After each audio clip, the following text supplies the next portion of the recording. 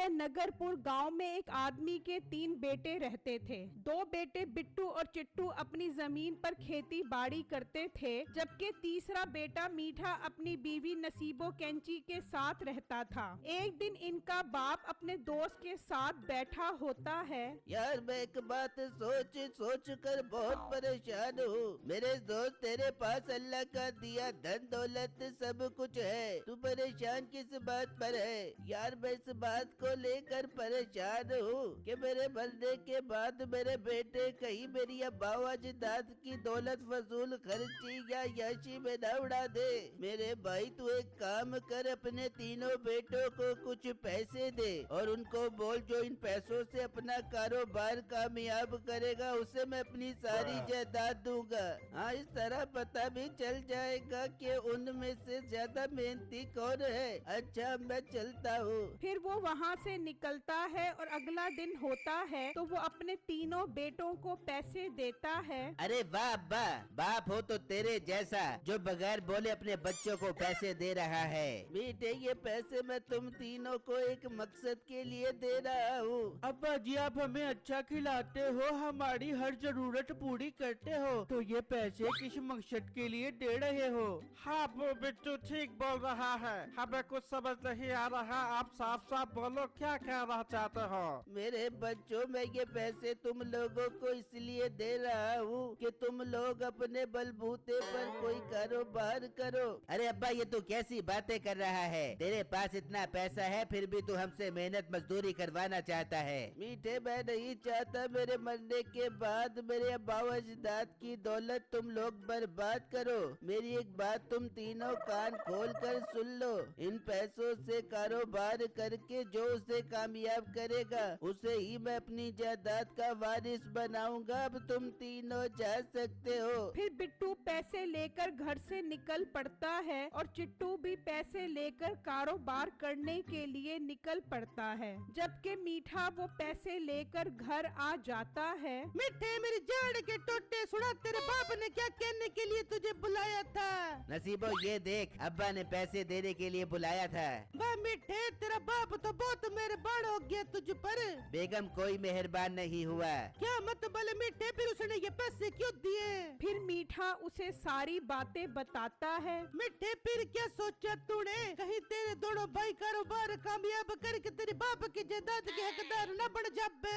बेगम तू परेशान मत हो, अब्बा बहुत चालाक है, हमसे मेहनत मजदूरी करवा के खुद आराम करना चाहता है, पर मैं भी अब्बा से ज्यादा चालाक हूँ। मैं कोई काम शाम नहीं करूँगा, इन पैसों से हम अय्याशी मारेंगे। जबकि बिट्टू अपने दोस्त से मशवरा ले रहा होता है कि वो कौन सा कारोबार शुरू करे। बिट्टू अगर तू मेरी बात माने तो रमजान आ गया है, समोसे पकौड़ों की दुकान खोल ले, बहुत सेल है इसकी। और अगर तेरे समोसे पकौड़ों का जायका अच्छा हुआ तो तेरा कारोबार 12 महीने चलेगा। हाँ यार तू कह तो बिल्कुल ठीक रहा है, मुझे अब यही काम शुरू करना पड़ेगा।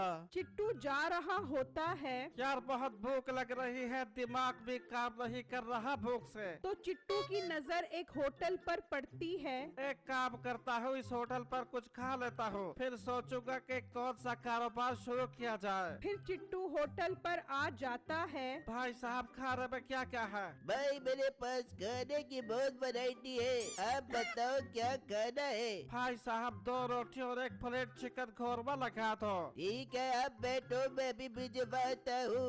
फिर चिट्टू बैठ जाता है और देखता है उसके होटल पर अच्छा खासा रश लगा होता है। इसका होटल तो बहुत अच्छा चल रहा है, क्यों ना मैं भी खाने पीने का काम शुरू कर दूं। फिर अगला दिन होता है तो बिट्टू समोसे पकोड़ों की दुकान खोल लेता है तो एक ग्राहक उसके पास आता है। अरे लड़के बहुत अच्छा हुआ कि आपने समोसों पकौड़ों की दुकान खोली। अब हम गांव वाले रमजान के पूरे महीनों में समोसे पकौड़ों के जायके से लुत्फानंदोज हो गए ना यार।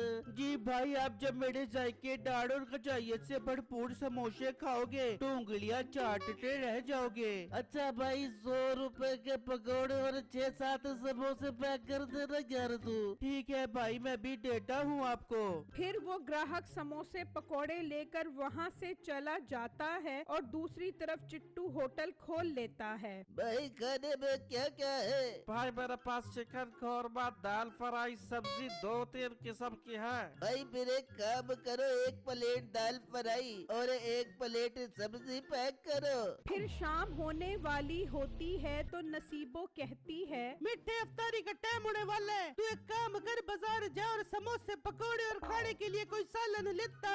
अच्छा बेगम, जाता हूँ। समोसे पकौड़े खाने का तो आज मेरा भी बहुत दिल कर रहा है। फिर मीठा घर से निकलता है और बाजार जा रहा होता है तो अचानक उसकी नजर बिट्टू पर पड़ती है। ये क्या, इस मोटे बिट्टू ने पकौड़ों समोसे की दुकान खोल ली। फिर मीठा बिट्टू के पास आ जाता है। क्या मोटे बिट्टू, क्यों बाप का नाम डबोने में लगा हुआ है? मीठे भाई, मैंने ऐसा क्या कर दिया जो आप मुझे ऐसा बोल रहे हो? मोटे पेट वाले, तू तो अकल का भी मोटा है। समोसे पकौड़े बेचकर तू क्या बाप का नाम रोशन कर रहा है? मीठे भाई, कोई काम छोटा बड़ा नहीं होता, मैं हलाल तरीके से रोजी कमाता हूँ। आप देखना, एक दिन मैं अपना कारोबार कामयाब जरूर करूँगा।